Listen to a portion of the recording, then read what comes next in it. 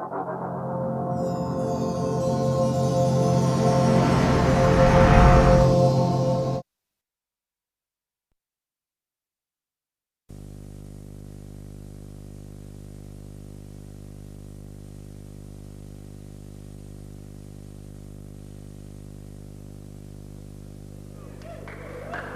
you've been around the central Leicester this week, you might have seen some crazy people doing some crazy things. Most of them are here tonight, I think. You might have seen people with big boards and white paper and pots of paint. You might have seen some people sitting in strange objects made of cane. Well, tonight is going to be an explanation of what's been going on.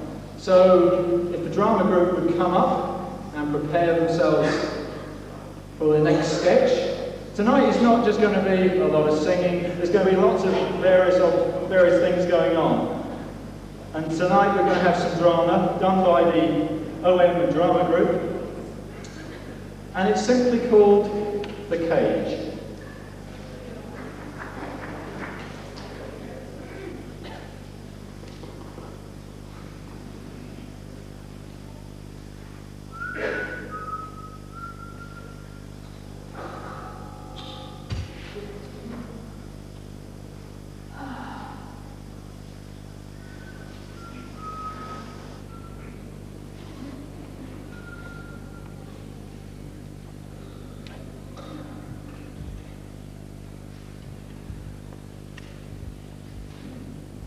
What is this? Hello, love. How are you? What's going on there? What's going on? What are you doing? Oh, I'm sitting down in my house, aren't House? I? Yeah. That's my little home, really. It's nice and comfortable and nice and safe, I think. Do you have enough room in there? Well, yeah. I've got any cups that can swinging, so I'm all right. Look at us! We are free! We can do exercises, we can run around, can you do it? Wow. Can you stand up in there? We can stand up. Can you? Standing, that's an issue. I don't know whether I've actually tried. Have a go. Oh, it might do it, just be painful, really. Have a go. Standing, that's an issue. Wonder what I'm going to get that. Oh, hang on. Oh, no. It's a bit painful, to be honest. I don't really think it's my sort of thing. I'm quite happy here. Thank you very much. Have you ever tried coming out of there? Coming out of there? What for? I mean, why? I mean, as all I can see is a load of people, a load of buildings, and it's probably raining out there as well. I mean, what do I want to get left? I'm quite safe in my little home from home. You have so much freedom out here. Freedom? Yes, freedom. Yeah, I suppose standing might be a bit of a... You won't know unless you try. Come on. Well, We can just, help just, you. all right. I'll get it. I'm not promising anything, like it. It's a bit fanatical, you like, yeah. That's standing and things like that. Come on. All right. You've got to help me. Right, go on. No. I don't really think I'm ready to, you know, I've got to say, go in.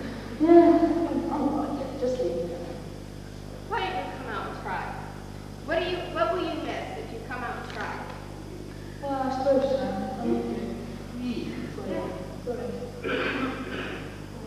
I suppose I have quite a bit of serious. We'll be here. Come on. Oh, all right.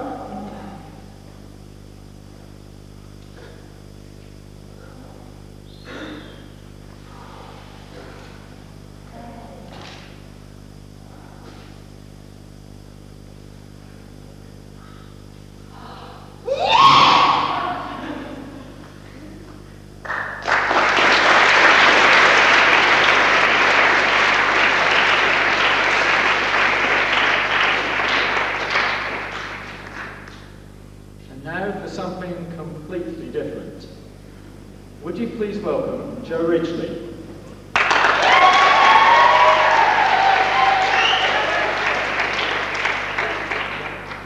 well, actually, I was at the Leicester Market, and they told me that This is one of the latest carrot slicers. In fact, if I was to market these, they said I would get ahead.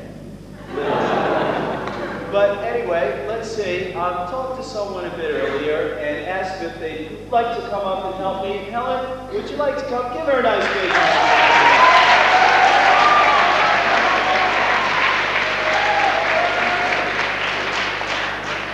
Just come on around. Right. And you tell us where you're from. Right now, Helen, we want you to be absolutely comfortable, and we just want you to have a seat right there, okay? You just sit down and be very comfortable, okay? Now let's see. It doesn't look too comfortable at the moment. Hold on.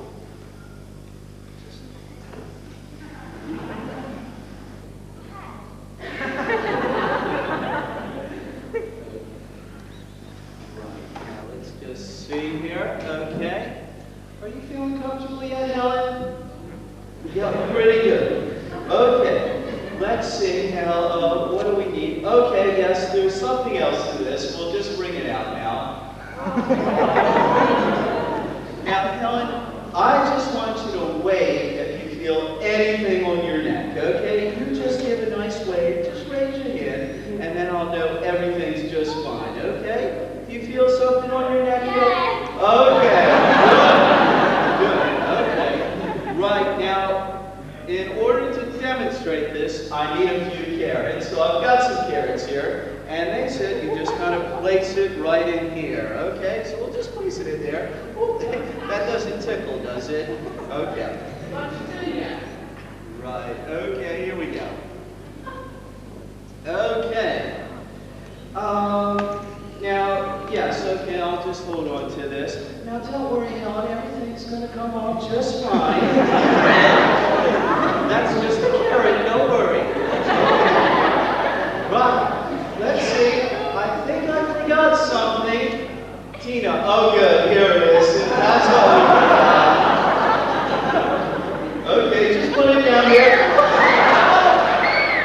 Oh, Tina, you should have cleaned the bucket out first.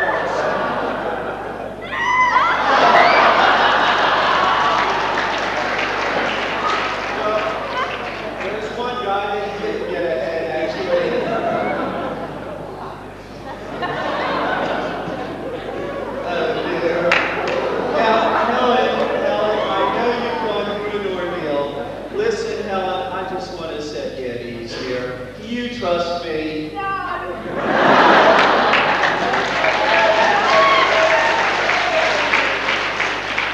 Wait a minute, Helen. I'll tell you what. Tina, if you come and get these carrots back in position again.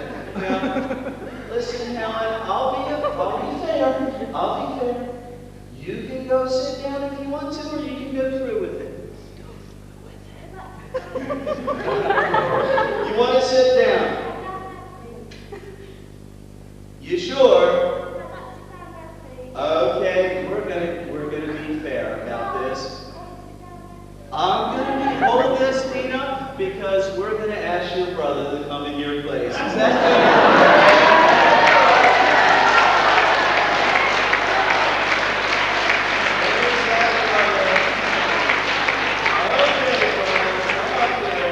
Every good brother should protect his little sister.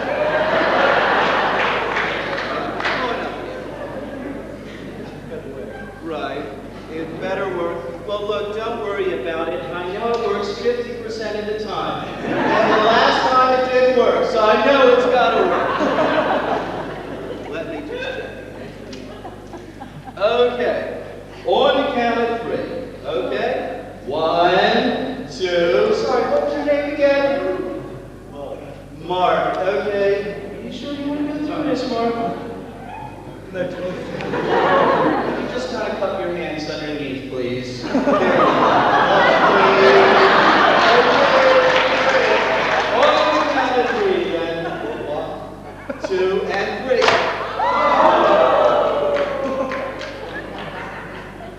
Okay, hold on. Well, let's just see if everything is A-okay. Well, what do you know?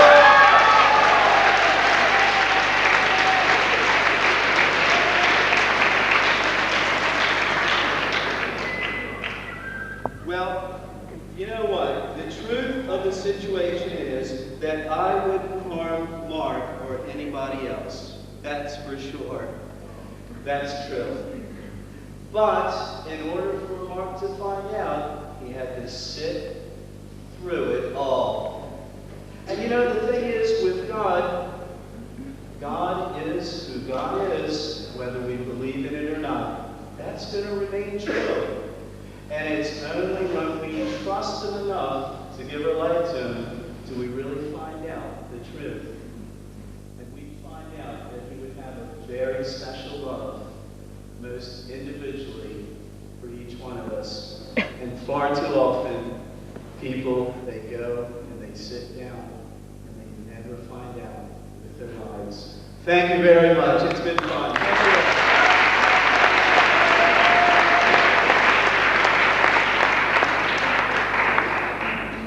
That was a hair-raising experience.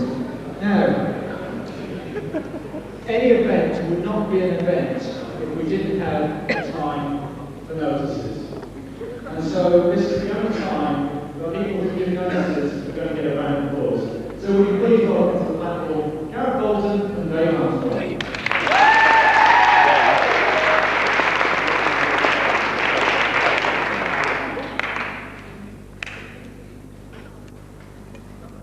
I'm sure you will notice when you came to the table just outside the door there, and we have some excellent books tonight. Life-changing literature. This one, The Cross and the Swastika, an amazing story.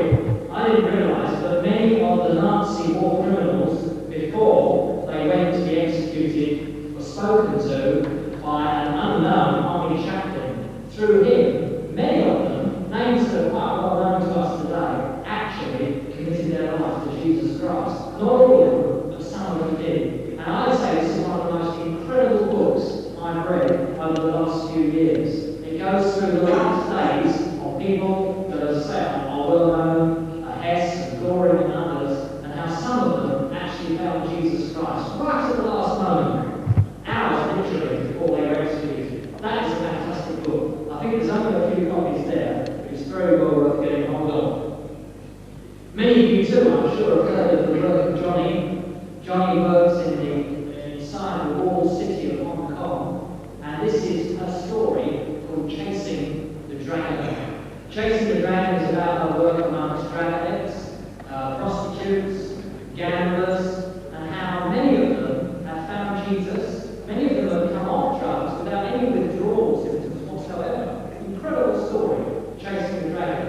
If you've not read that, then it's a must. So don't start it this evening, otherwise you'll never get to sleep. Once you start it, you can't put it down until you get to the end.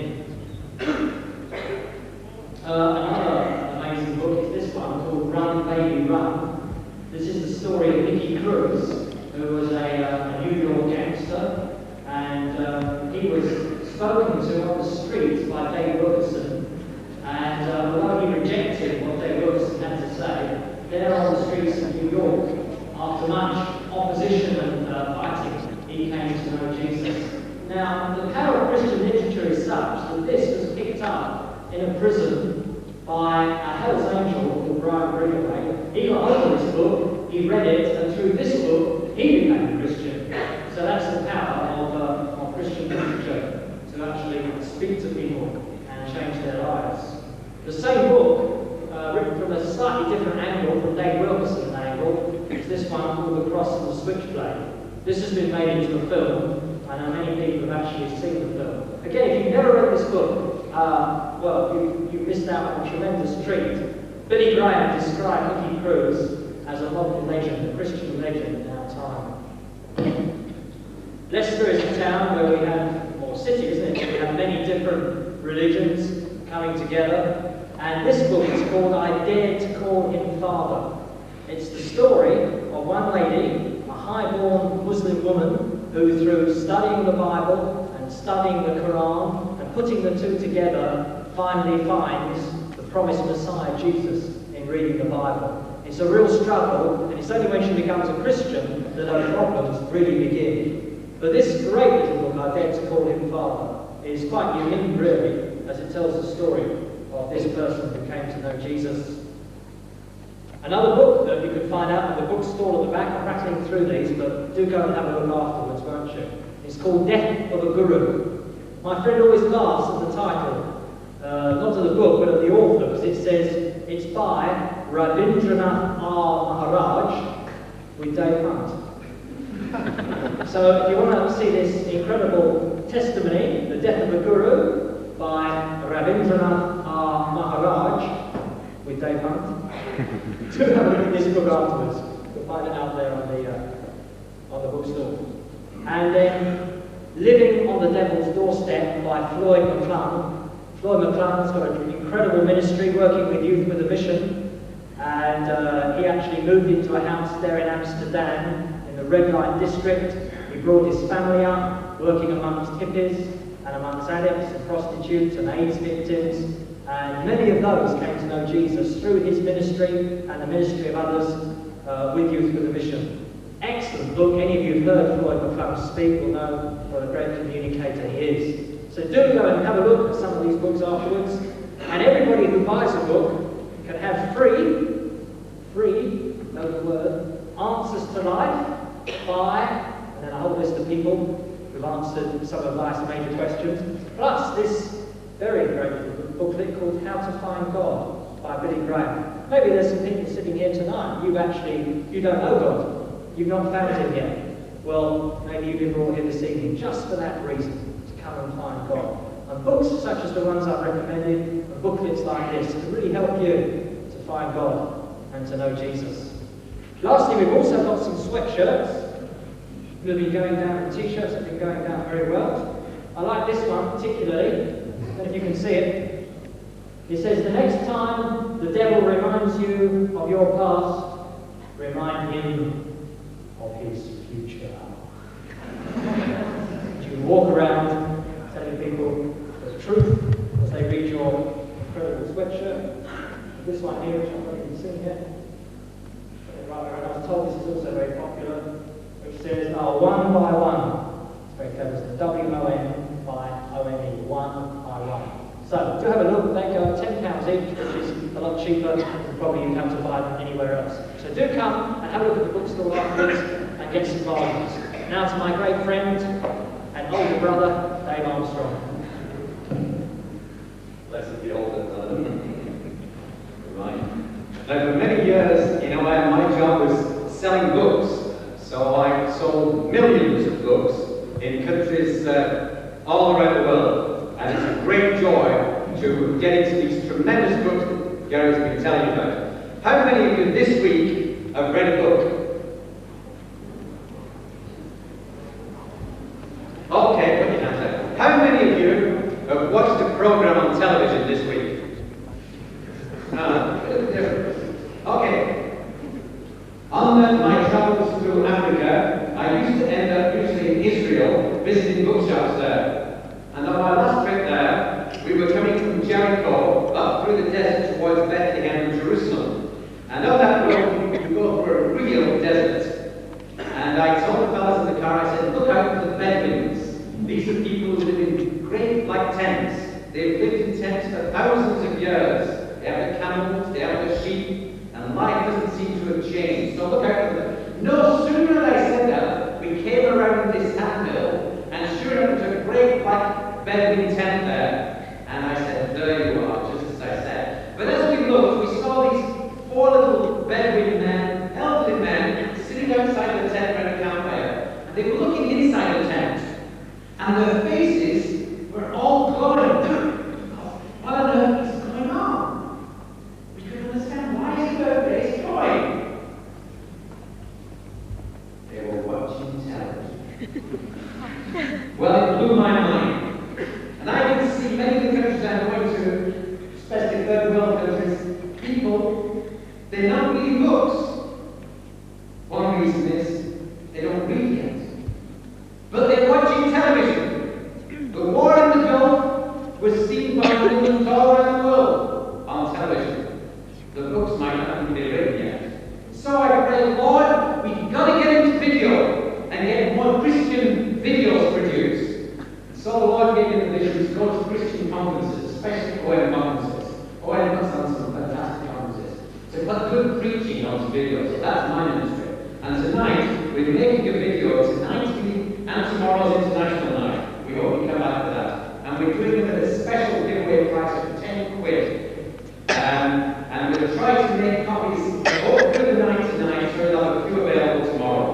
So if you order and pay for them tonight, come back tomorrow, we'll have them ready for you hopefully. If not, we'll send them to you free in the post. So that's videos of tonight's meeting and tomorrow's at £10 each. Then I want to mention audio tapes. When I was driving up from London in a car today, I was listening to a message on tape. And I think we should use these more and more. There's one by George Gerber, I told him £100, is that right? £1. It's a giveaway price. Who thinks this is a giveaway price of £1? You do? You got it. Well done. That's the way, isn't it? There's one here. Is this Easter evangelism from this weekend? Or previous? This weekend. This week. £2? It's a giveaway. Take it. And on your way out, be sure to buy more. Listen to them to yourself and share them around. I didn't pay for those, whatever, but you can have them just the same. And keep a smile on your face because you never know when you're on family count.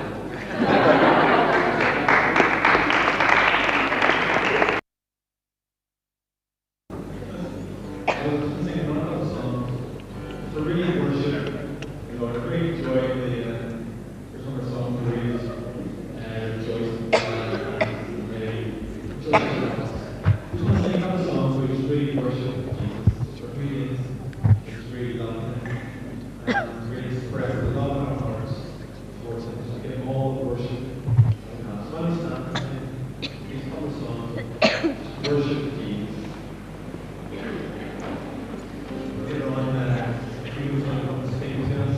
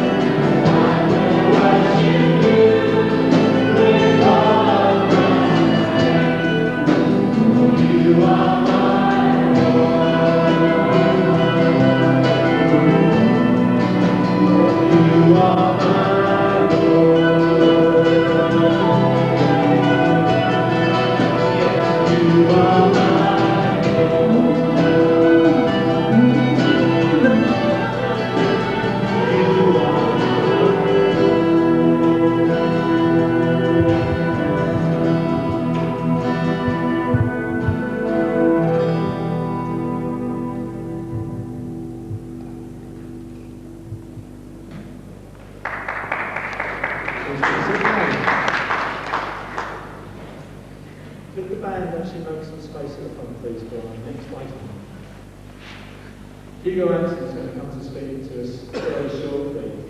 But before that, we're going to have Neil come and do a mime for us, which is called Can't Buy Me Love.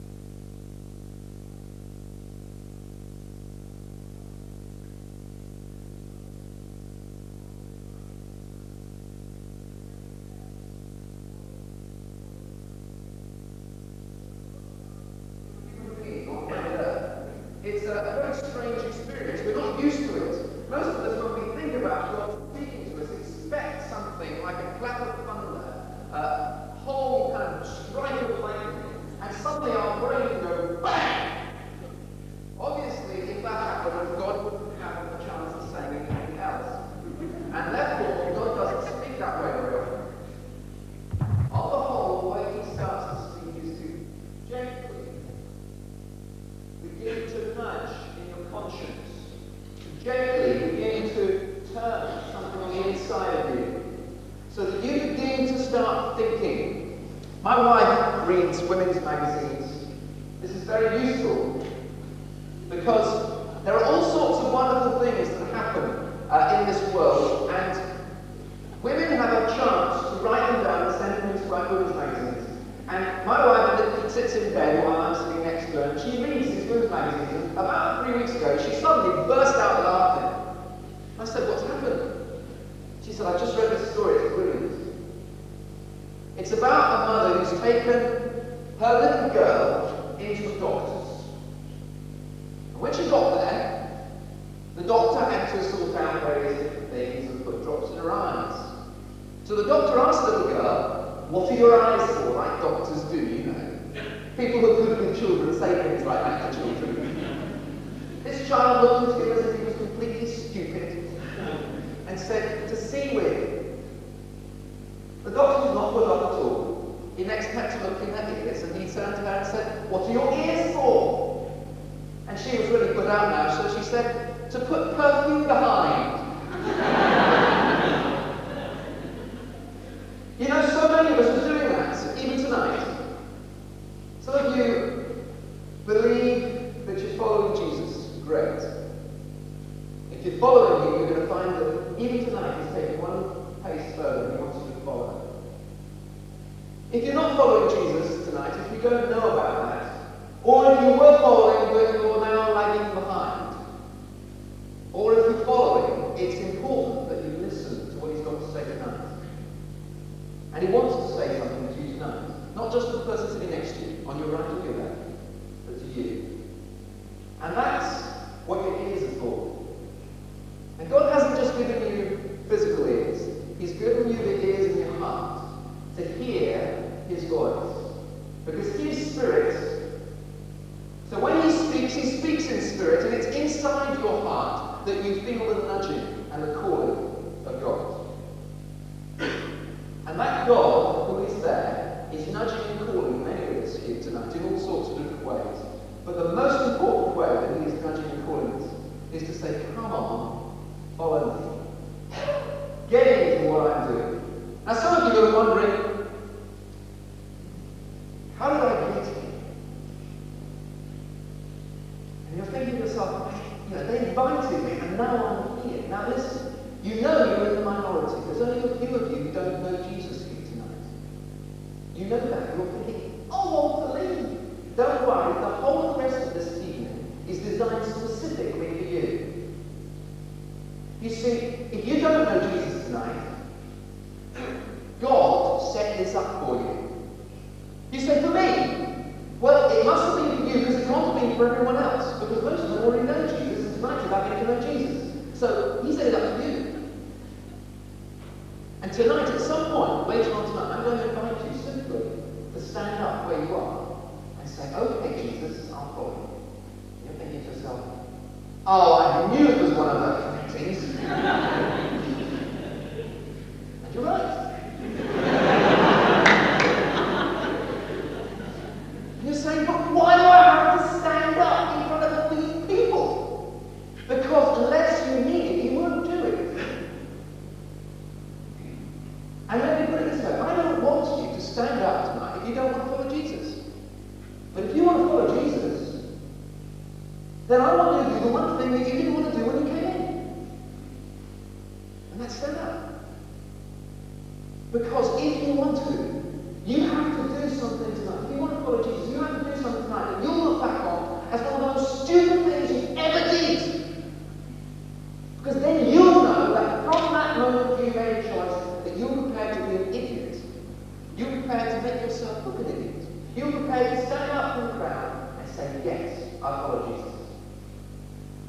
And you're saying, well, I don't even know if Jesus exists. Well, let me put you in a picture. You see, tonight Jesus is here. He's spirit. He's a person, just like you or me, just he doesn't use a body all the time. You're saying, well, have you ever seen him? I said, no, I wasn't there 2,000 years ago. Have you ever seen Queen Victoria? Yes, no, I haven't seen Queen Victoria. Right, there's no problem, you see. Just because you haven't seen someone doesn't mean to say that you don't believe they exist. Excuse me, I understand to say so. I just have to say, I don't think she wants all of it from this. The thing is, Queen Victoria was this person, but as to whether she is a spirit existing now. I can't hear you, you have a mic on. Right? I can't actually tell them. I don't know about that. I mean, you can hear me, can't you? Excuse me. Yeah. I'm going to give you a chance to have a chat with me afterwards. Can we have that chat afterwards? Can I carry on? Ruin my way, your wife lost me. I'll ruin you, but else. Talk to that person, you can hear it. Maybe just say something now. I'm going to be talking along those lines if you give me about 20 minutes to develop my image. That's good. All right? And then you can talk to me. Thank you very much. Okay. Then I will go back to where I was going to go before I was so politely interrupted. And let me ask you a simple little thing. If you were put in a school class where somebody like me came in and said something about Christianity, which I do very regularly, and I did last week, and I basically shared Christianity, what Christians believed, with a class full of Muslims, Hindus, Jews, and people who call themselves Christians. When I asked them did they actually believe that Jesus was a real person, they said no, but they did go once to a church to get a bit of water on their head. I said, I'm sorry, but Christians don't believe you're a Christian. You might believe you're a Christian, that's fine, but Christians down through the centuries don't. When we actually worked out, there was probably one Christian in a class of about 250 people that day. So here was a whole group of people who didn't believe it. And I simply said to them, what do Christians believe? And afterwards, we had time of questions, and we had a number of questions, very much like my friends one over there. How do you say you believe in somebody who you cannot see? And we answered them one after the other. Then somebody asked a question which was a very important question. They said, why are you a Christian? Were you brought up a Christian? Or did you become one? And if you became one, why did you become one?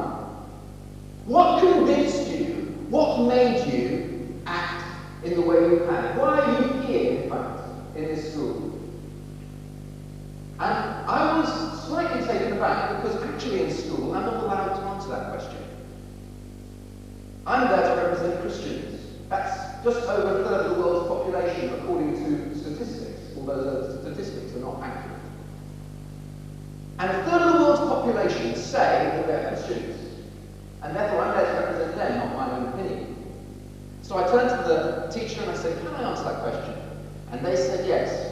And I said, right, there are 3 reasons why I'm a Christian. 1, it's logical, 2, it's factual, and 3, it's real. I said, there are religions all over the world. If they're logical, they're not factual. If they're factual, they're not logical. If they're logical, they're not real. And if they're real, they're never factual. Apart from Christianity. Let's go through them one at a time. Logically. You see, most people in the world believe there's a God. People turn to me and they say, no, I don't believe there's a God.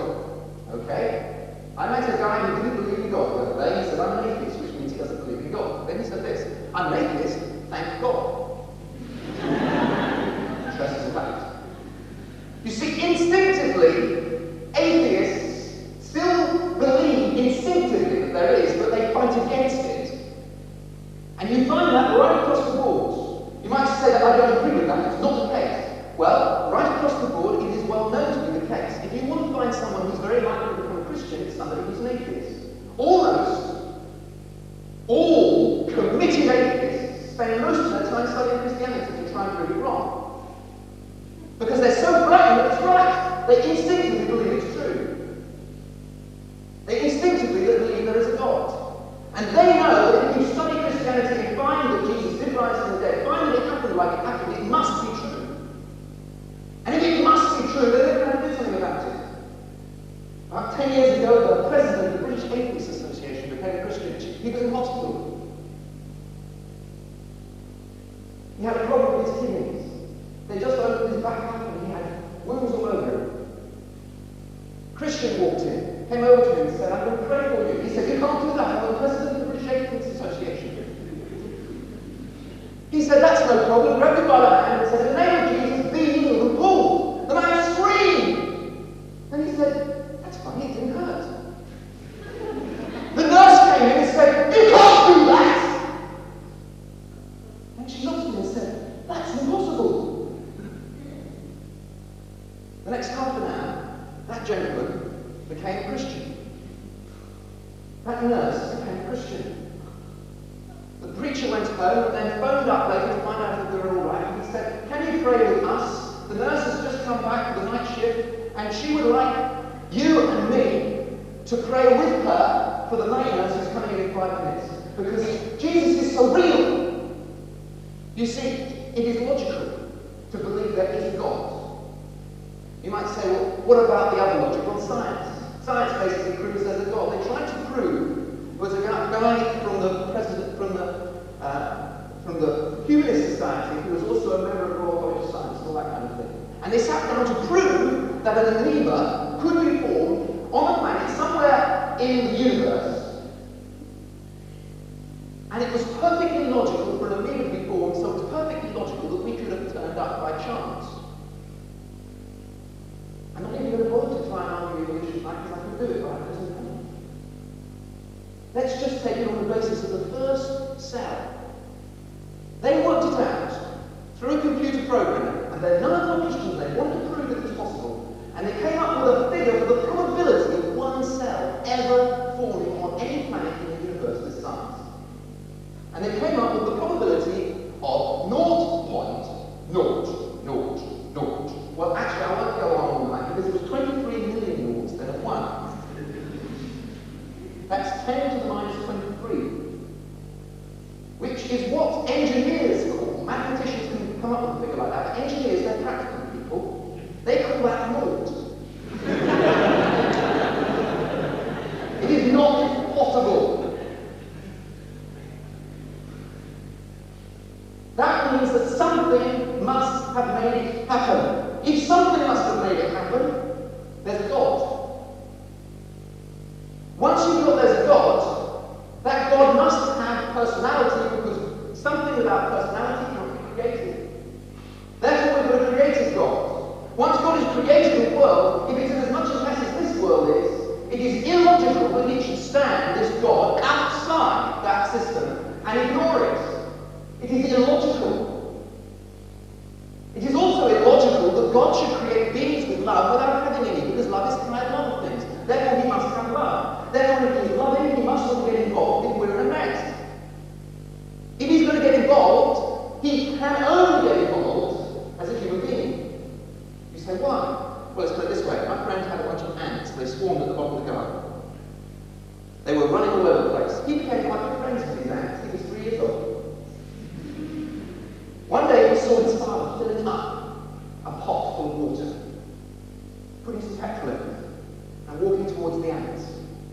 He instinctively knew that judgment was at hand for the ants. So he ran down the garden and he said, run! Run! He's coming! The ants carried on going backwards and forwards and ignored him. Why? Because human beings can't communicate to ants. They're in a different plane. And at one level, God is in a different plane from us. His ways are higher than our ways. You can't understand them at all. So if he's going to communicate to us, he has to get among us. Of course, some people say, well, he didn't have to become a man, he could become something else. Well, if he become a tree, we wouldn't have been able to communicate greatly. Maybe he could have dropped the branches, it would come down, maybe he could have got the idea his aim was good. Maybe he could have become a puppy dog, we might have got the idea his aim was good then as well. We might have licked us or something, but we couldn't have had a communication. So if God is going to exist, which is logical, then God has to get involved if we're in trouble. If he's going to get involved, he has to become a human being. Once he's become a human being, he's going to solve our problem. Our problem is that we have created mortality within our system by separating ourselves from the powers of life. And the power of life, of course, is the person who created it.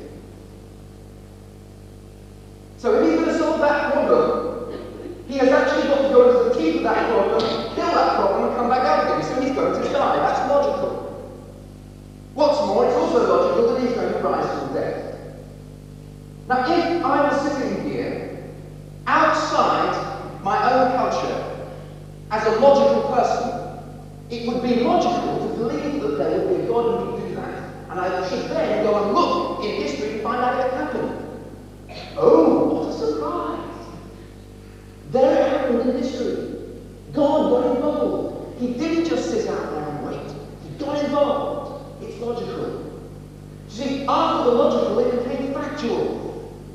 It didn't just be a nice idea in people's minds. Every religion is based on nice ideas apart from Christianity. I've met people who keep telling me that Christianity is full of philosophy. Read the Bible, it's full of philosophy.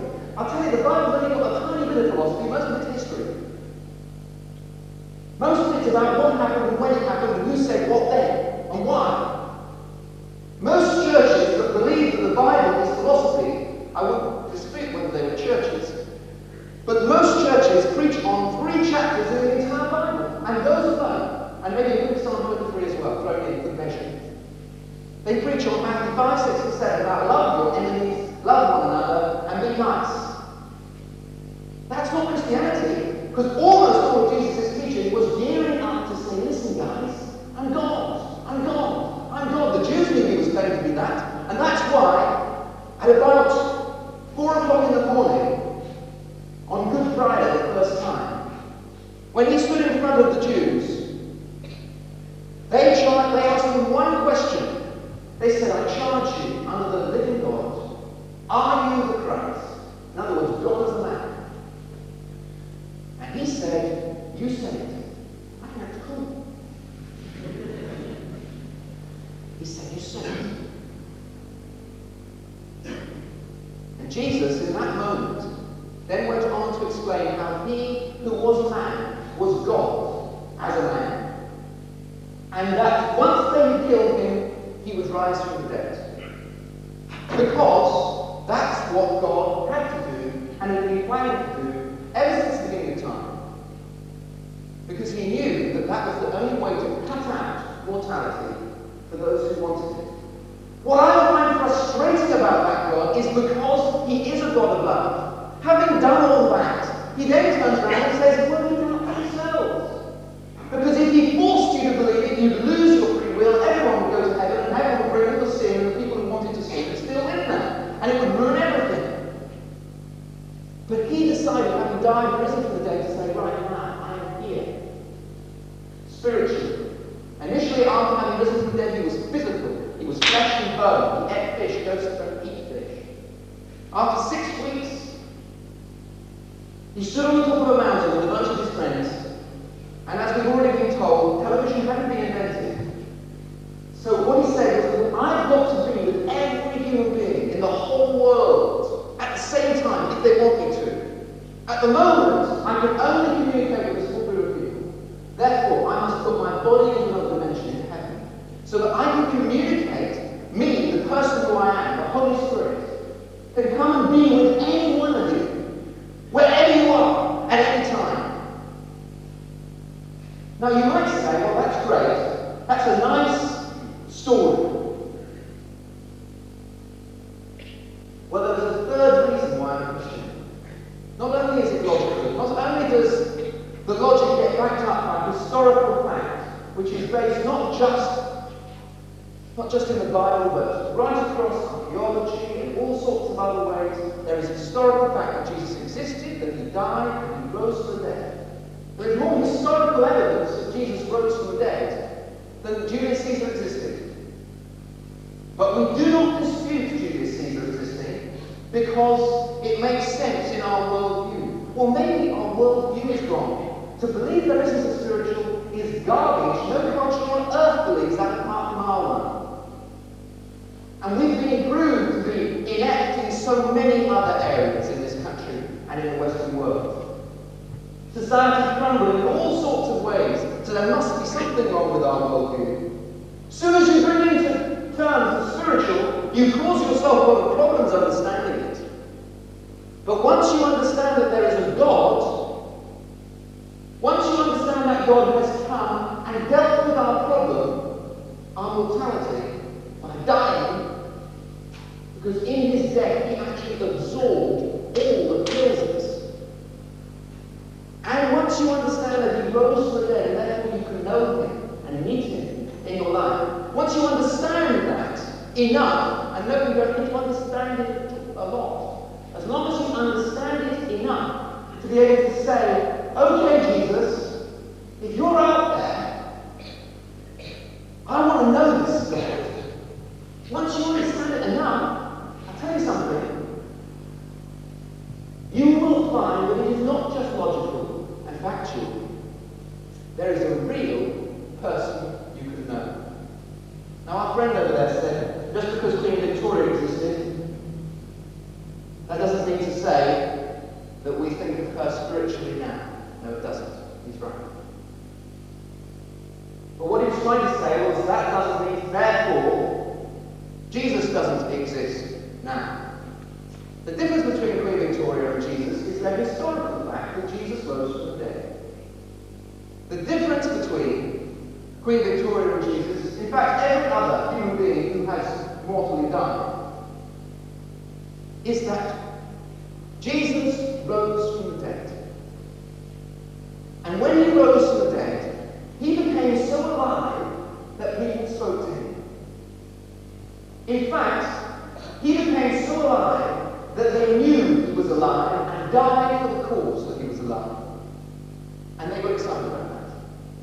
And then someone says, well, I can't meet him like that. No. And they, those people who did see him alive, spent 100 years passing it on slowly. And they got excited about another generation of believers in Jesus. Because the people they told never saw the physical Jesus. But when they put their trust in that Jesus, when they cried out to that Jesus, they found they met him just as much as the people who'd seen him. They met him, they had a personal friendship with him. They experienced him actually meet with them. Not like a power with sine waves kind of going through the going, BOW! But a person. We didn't feel love, we felt someone loving us. And I tell you, it's happened many times in my life. When I was 12, it was the first time. I was on my knees, and I was having a chat with God because I thought he might be there. And I just said, please God, will you help me out on this one problem I've got? It was a headmaster's wife. She wouldn't do what she was told. I was 12. And I needed help. And as a 12-year-old, I was just straightforward. I got on my knees and said, please will you sort out God? And much to my surprise, not because I intended it to happen, I was aware, with my eyes closed, of a person in the room.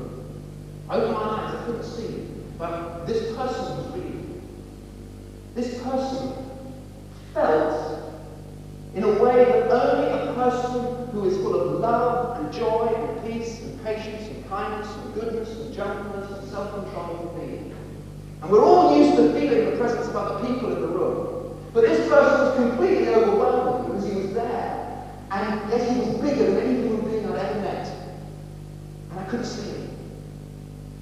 And I was a little scared. And I said, God. I didn't understand anything else. God, will you do this thing for me? And in my heart, instantly I heard, why should I? Now you were thinking, God would say, okay. You see, that's what I've got in my mind. That's why I know he's autonomous to me, because I got it all worked out what God was going to say. But he said, why should I? And I thought about this and I said, suddenly the reality of this experience had become true. I said, God, if you do this to me, I will never do anything wrong again. God didn't say a word, he just looked at me. Now that sounds stupid, but you know what I'm trying to say? There's something spiritual going on. There was a sense in which I could sense that kind of, oh yeah? And I'll tell you what happened next. There was a sense in which my own heart began to break. I began to cry. I began to weep. And I wept and wept and wept, not because of the situation I was in, but because I couldn't be good. It says in the Bible, when the Holy Spirit comes and meets with a person, they get convicted of their sin. They become aware that they can't wriggle out of that word anymore. It's real, and we know it's real, that we're not very good. And I cried and I cried. And after about half an hour to an hour, I said this, I said, God, you know I'll go on doing things that are wrong. But if you will help me this once, I will give you all my life. I will serve you. I remember using the word I will serve you, and that's a funny word for a 12-year-old. And at that moment, instantly, it was as if God just stepped back and said, it's all right. It's all right. And the presence lifted. And I was very aware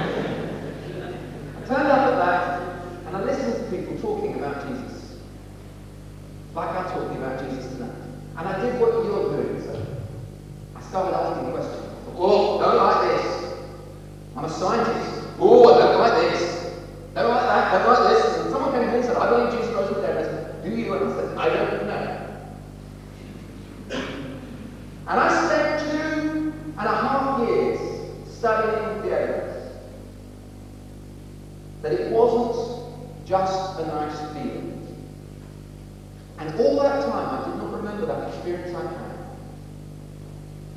It's almost as if it disappeared out of my mind. But it would not force me to believe beyond my brain. God gave us a brain so we can use it. And when I studied the evidence for Jesus Christ as he dead, I was convinced that he rose. If he rose, he's God. If he's God, then everything else he said is true, and what's more, he has the power to make sure we get a record of it, which is accurate. And I started to look at what he said, and I started to read the Bible. And I keep meeting people who say, how can you believe the Bible? It's got so many discrepancies. And I said, well, that's interesting. Show me one. They said, I said, have you ever read the Bible? They said, no. I said, oh, isn't that interesting? How about reading it? And instead of trying to find the discrepancies, just try and do it. And you'll be surprised. It's very hard to do, but when you do, you'll find that God's there, helping you. Initially, it's just a whisper. But the more you follow him, the more power he will give you to do what he said. But you'll never follow Jesus until you decide to let him come alongside you to do it. You'll never understand it unless you let him come and give you the understanding. You'll understand it enough, but only enough, to get you to the point where you have to say, okay, God, you show the rest. And that's what tonight's about. It's not about how to give you the answers. I haven't got all the answers available for you right here. There are books left, right, and centre with all the answers. All the answers. They're there. There is a reason for everything, and everything has a reason. And I tell you something, it doesn't matter if you have every reason under heaven if you don't have a relationship with God. And if you do have a relationship with God, which I then went back into, and I'll tell you what happened. Somebody convinced me, and then one day I decided to do what I'm asking you to do. I stood at the end of the meeting. I then got on my knees with a couple of friends, and I said, Lord Jesus Christ, I prayed a simple prayer, committing my life to him. And as I came to the end of the prayer, that presence, the presence of Jesus, surrounded me. The people who were there, I couldn't feel them at all. And I was very aware of them saying, well done. Well done, that you have gone beyond just an experience. I had to let you go. And I was frightened that when you went off, you'd just get caught up in all sorts of technical ideas and they think that you were God rather than me. But you come all the way back around, and you haven't shut your mind to me. And now you know me, and you know why you can know me. And you have a reason for believing it. And now you've got something strong to go from. And from that day on, day by day, I've had a relationship with God. And he answers in the name of Jesus. And I want to tell you something. You might say, but what about all the other religions? The other religions are either illogical, or unfactual, or unreal. They might appear to have one of them, or even two of them, but they never have all three. I studied them. This is the only place in history where God, instead of saying to human beings, you work out for yourself, said, I will show you who I am. In fact, I'll show you to the point of total abandonment. Because at the end of it, I will deal with your problem. Because your problem, death, can only be solved by somebody absorbing your death. The death you deserve for your sin. And as Jesus hung on the cross and he said, Father, forgive them, they don't know what they're doing, suddenly into his body and mind went every sin you've ever sinned. He actually felt the blame. He actually absorbed the dirt and muck of your life and my life. You might say, how could he have done that 2,000 years ago? It's no problem with God. He was outside time. You can see the beginning of time, the end of time, wrap all the dirt of time up, jump into time and shove it into his own mind and say, blame me! You may be saying, something ghastly happened in your life. Something ghastly happened in your life and you blame God. God doesn't sit there and say, it's your fault. He sits there and says, I'll take the blame. Then he says this, I've taken the blame. I've paid for the blame.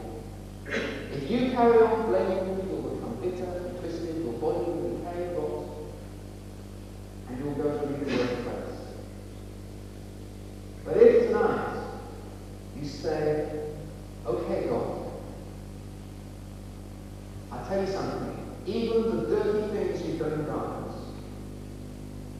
even the magic things when you use spiritual power to manipulate people, all of those Jesus will look you in the face and say, I forgive you, I pray for you, I'm alive. If you come to me, I'll take that page of those habits that you have and I'll rip it apart over you. So that even though you think you're one of the dirtiest people on earth, or whether you think you're one of the best people on earth, Jesus will say, I forgive you. And become your real personal friend. You might say, well, it's illogical. I'd say this, it's illogical to reject a God who's done that much. Because all of us know that if we could know that kind of God, we might do.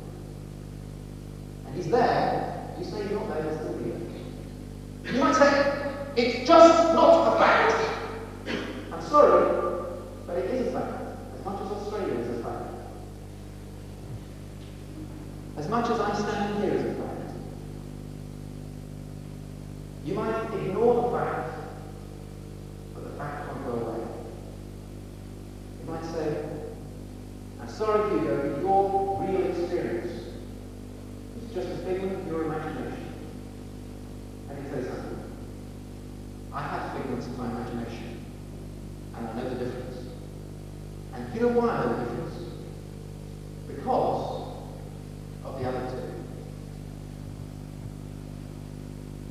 I have a subjective experience that is backed up by objective fact. It's like if you say to me afterwards, did you speak in that room in Holy Trinity to those people? And I say yes, and you say, it's just a figment of your imagination. I'll say, no, there's a video. So there's evidence to back up the experience.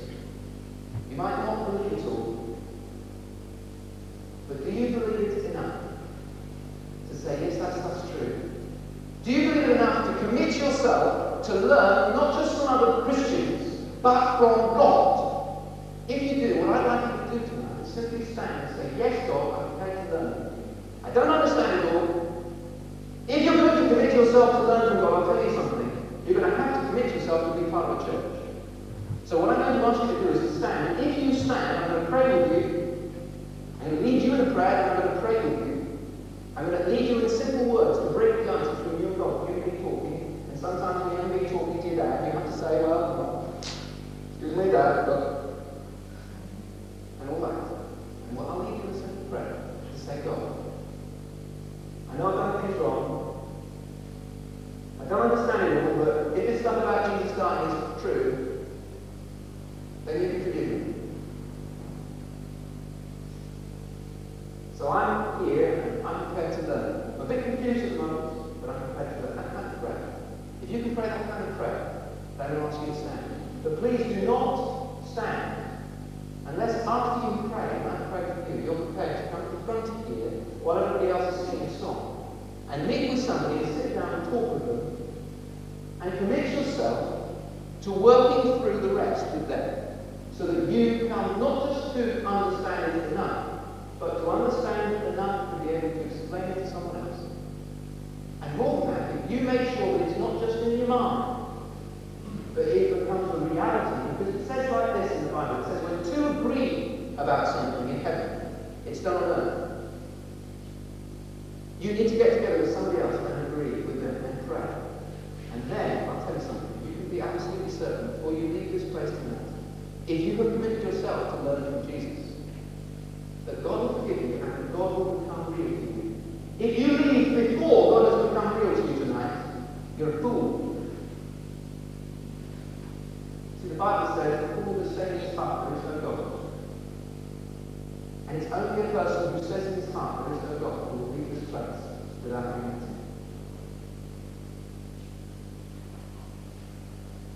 Okay. I'm going to ask you in a moment, simply to stand. You say, well, why do I have to stand? Jesus said this, if you will stand for me,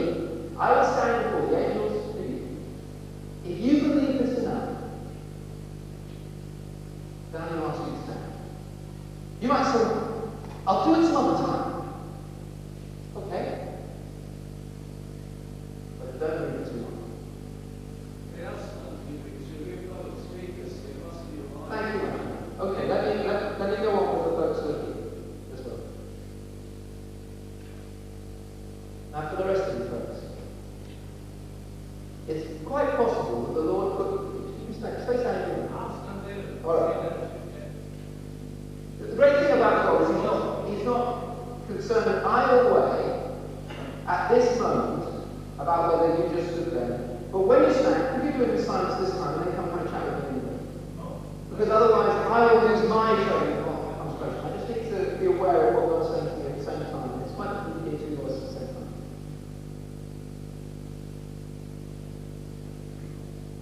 See, I'm going to invite you to stand, and there's another reason I'm going to invite you to stand. Do not stand, please, tonight for me. Only stand for Jesus. Because the person who is communicating with you tonight, if it's communicating in your heart, is not me. If all you're hearing is with your physical ears, if all you're feeling is with that kind of, oh, this is a nice meeting, don't stand.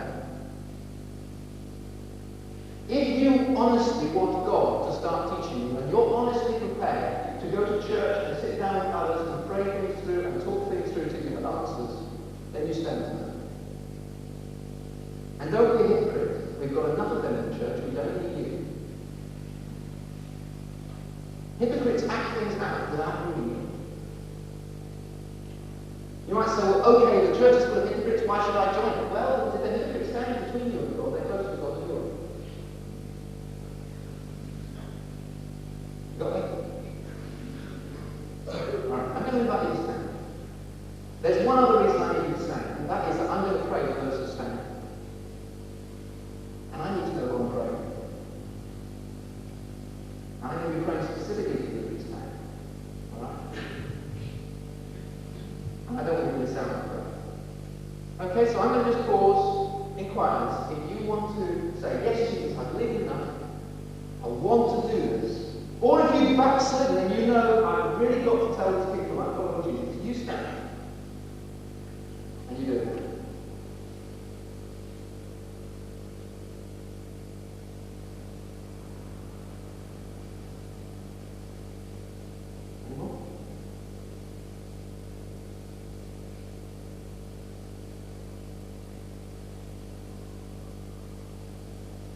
There's a girl, and I believe we were saying, there's a girl here who's been playing with things like crystal balls and tarot cards, that kind of thing at the Gucci Awards. You're feeling a cramp of fear inside. You need to hear these words tonight, and I wanted to share them with you all the time, but I've been tied up in something else. But God wants you to know this. I love you, he says. Don't be afraid. You can give your life to me now. There's attention to other things that can happen in this family. There are others here, and you're just thinking to yourself, well, hey guys, I've been going to church for a while, but I don't have that kind of relationship with God. It's just the Bible and singing songs.